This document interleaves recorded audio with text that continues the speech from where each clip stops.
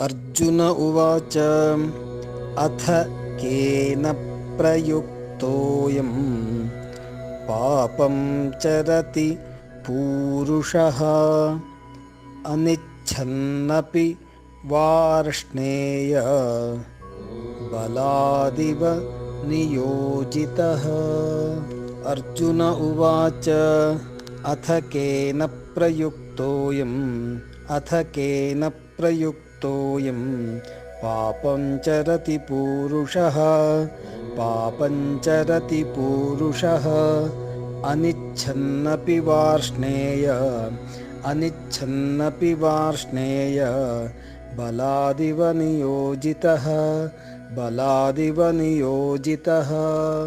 अर्जुन उवाच अथ केन प्रयुक्तोऽयं पापं चरति पूरुषः